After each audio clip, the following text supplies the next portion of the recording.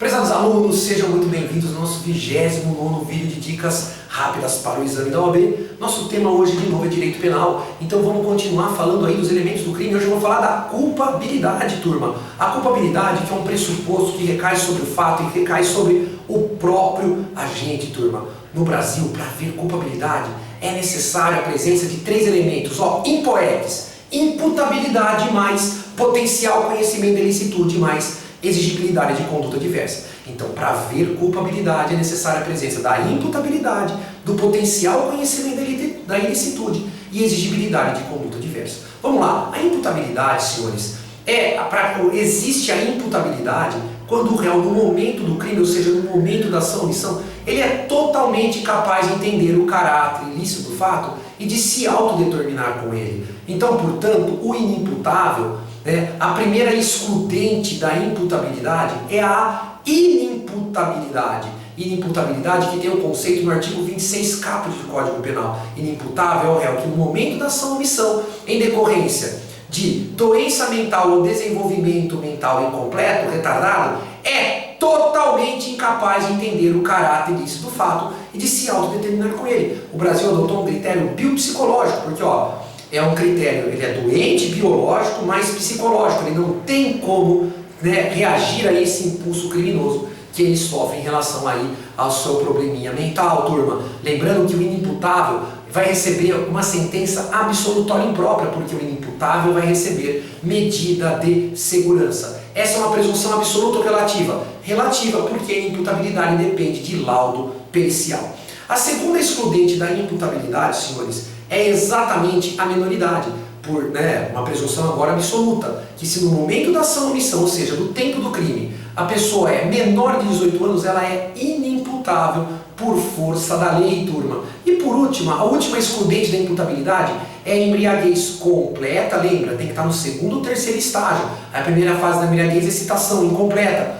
A segunda fase da embriaguez é a depressão, completou. E a terceira fase da embriaguez, o sono profundo. Então veja, a embriaguez tem que ser completa, segundo ou terceiro estágio, e involuntária, decorrente de caso fortuito ou força maior. Porque a embriaguez, onde o cara bebe para cometer o crime, ou seja, a embriaguez pré-ordenada, além de não absolver, é uma agravante. A pena será o quê? Dosada maior, turma, uma agravante lá do artigo 61 do Código Penal, turma. Perfeito? Então, veja só, a imputabilidade ela é excluída. Exatamente o quê? Pela inimputabilidade, pela menoridade penal e ainda pela embriaguez completa e involuntária decorrente de caso fortuito ou força maior. Lembra, turma, que se o réu for semi-imputável, ou seja, parcialmente incapaz apenas, ele será condenado com a pena reduzida de 1 a 2/3. Podendo aqui, se tiver recomendação do laudo pericial, a pena ser convertida em medida de segurança. E ainda, turma, aqui é importante você lembrar que se a embriaguez for involuntária, mas porém incompleta, ou seja, no primeiro estágio, o réu também será condenado com a pena reduzida de 1 a 2/3. O segundo elemento da culpabilidade é o potencial conhecimento da ilicitude. Agora já é a questão não mais da sanidade mental, e sim da capacidade cultural do agente entender o caráter ilícito do fato. Então, você só vai analisar o potencial conhecimento da ilicitude quando você perceber que o réu tem sanidade mental. Mas o problema dele agora é o conhecimento da lei, é a capacidade cultural de entender o quê? O caráter ilícito do fato.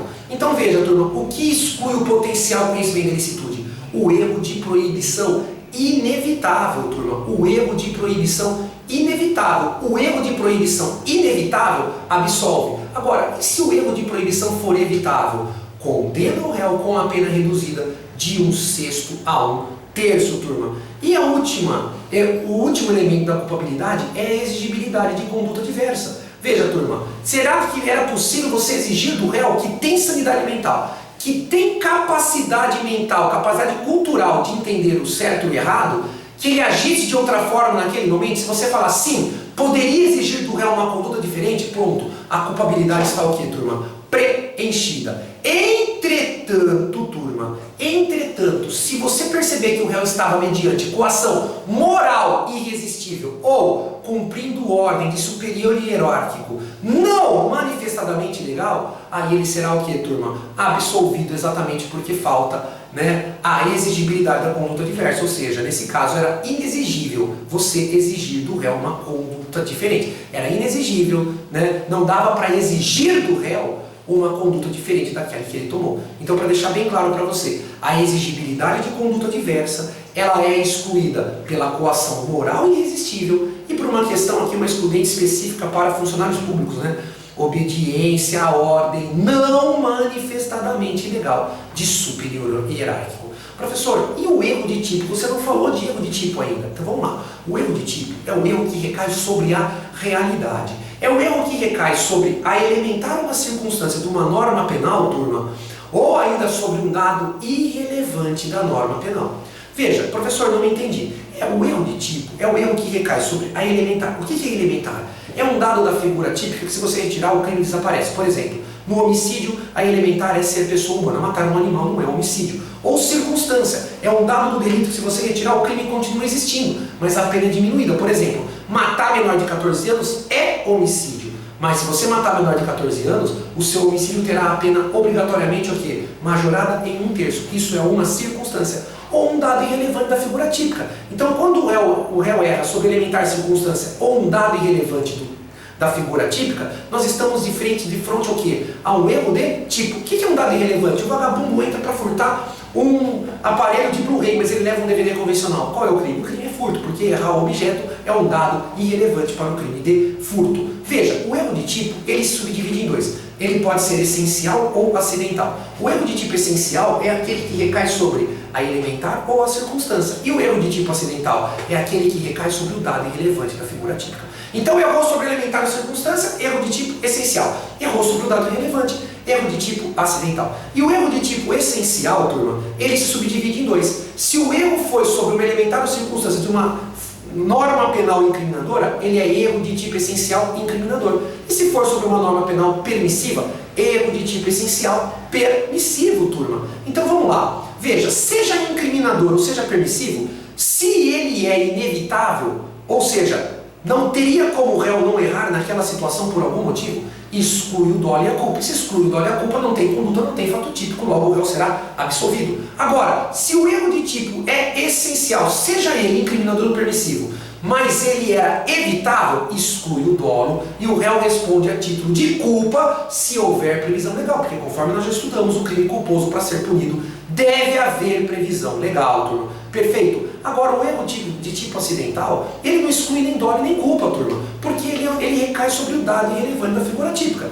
Então, o erro de tipo acidental, ele pode ser sobre o objeto, ele pode ser sobre a pessoa, ele pode ser sobre a execução, ele pode ser sobre o nexo causal e pode ser sobre o resultado. O que você tem que tomar cuidado? Ó? O erro de tipo acidental sobre o objeto não interessa, o objeto responde pelo crime da mesma forma, porque o objeto é irrelevante. Errou a pessoa, você responde como se você tivesse praticado o crime contra aquela pessoa que você praticou. Então eu quero matar o meu pai e acabo por engano, né, errando o meu pai e acabo matando o meu tio, que é irmão gêmeo do meu pai, eu vou responder como se tivesse matado o meu pai, turma. O erro na execução, também chamado de aberraço ictus, turma. Aqui você não errou a pessoa, você é ruim de tiro, ruim de mira, errou a execução. É a mesma coisa. Artigo 73 do Código Penal. Você responde como se tivesse praticado aquela, né, turma, a execução contra a pessoa que você realmente almejava. O erro no resultado, você responde pelo resultado pretendido a título de culpa. Se não houver previsão de culpa, eu respondo por tentativa do primeiro crime. E se eu acabei praticando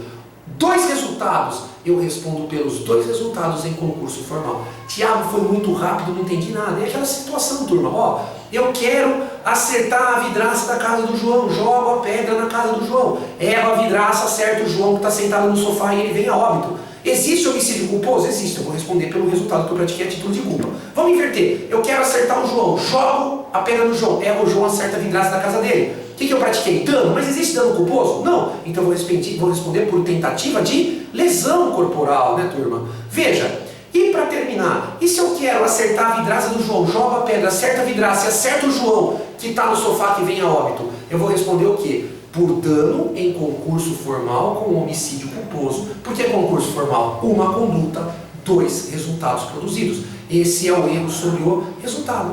E o erro no nexo causal, turma, é aquela história, dou um tiro na pessoa, acho que ela está morta, daí jogo ela no rio, ela não morre, ela não, veja, achando que ela está morta. Quando ela cai no rio, né, turma, ela ainda cai com vida e o exame fala que ela morreu o quê? Afogada. Eu errei no nexo causal e eu vou responder pelo homicídio. Mesmo porque, turma, veja, aqui, mas deu para entender? Eu queria matar, então eu vou responder pelo resultado que eu pratiquei, que foi o quê? A morte, porque quando eu joguei essa pessoa no rio, eu tinha certeza que ela já estava o quê? Morta. Foi um erro sobre o nexo causal, é irrelevante, eu vou responder pelo delito. Não pode confundir erro de tipo com erro de proibição. O erro de tipo recai sobre a realidade. E o erro de proibição é o erro sobre a norma penal, turma. Beleza? Não esquece disso. Vamos lá, vamos fazer algumas questões para ver se você está firme, turma, aqui no direito penal, ó. Vamos lá, rapidamente, ó. Vamos fazer uma questão de excludente e culpabilidade. De culpabilidade, melhor dizendo, né? Não necessariamente de excludente. E depois vamos fazer uma questão de erro de tipo. Vamos lá, turma. Primeira questão, ó. Primeira questão aqui da culpabilidade, ó. Vamos lá, ó. Vamos lá, aqui, ó. Exame 8, ó. Assinale as hipóteses abaixo, analise as hipóteses abaixo relacionadas e assinale a alternativa que apresenta somente causas excludentes de culpabilidade. Erro de proibição, correto, excludente de culpabilidade. Embriaguez completa proveniente de caso fortuito ou força maior e coação moral irresistível. Tá certo ou tá errado, professor? Essa questão aqui da culpabilidade. Tá certa ou está errada? Veja, turma, toma cuidado com a questão, eu vou ler de novo ela para você ter certeza, ó. Toma cuidado com a questão. Ó, veja, essa questão tá certa a alternativa A. Só que a embriaguez está falando completa proveniente de caso fortuito ou força maior. Poderia ter sido anulado, porque a embriaguez não basta ser completa, ela tem que ser o quê? Involuntária. Mas se você chegaria na resposta A pelo erro das demais, ó, a segunda, embriaguez culposa, errado, já matou. Erro de tipo, errado, já matou. Tá, então vamos lá, na C, inimputabilidade por menoridade, legal. Estrito cumprimento de dever legal, errado, é excludente de ilicitude. D, embriaguez incompleta, ó, errado, ela tem que ser completa. Logo, turma, a única correta por exclusão é A, mas veja, é um exercício perigoso. Por que é perigoso? Porque, senhores, olha só o probleminha dela. O probleminha dela é que não fala o nome correto da excludente, porque a excludente se chama embriaguez completa e involuntária, decorrente de caso fortuito ou força maior. Beleza? Olha lá, exame 14, vamos fazer mais uma de culpabilidade, só para você ficar firme, ó. Esron, holandês e usuário de maconha, que nunca antes havia feito uma viagem internacional, veio ao Brasil para a Copa do Mundo. Assistindo ao jogo Holanda e Brasil, decidiu, diante da tensão, fumar um cigarro de maconha nas arquibancadas do estádio. Imediatamente, os policiais militares de plantão o prenderam e o conduziram à delegacia de polícia. Diante do delegado, Esron, completamente assustado, afirma que não sabia que no Brasil a utilização de pequena quantidade de maconha era proibida, pois no seu país é um hábito assistir a jogos de futebol fumando maconha. Sobre a hipótese apresentada, assinale a opção que apresenta a principal tese de defesa. Letra A. Ela está em erro de tipo essencial e excusável, razão pela qual deve ser absolvido. Errado, erro de tipo é erro na realidade.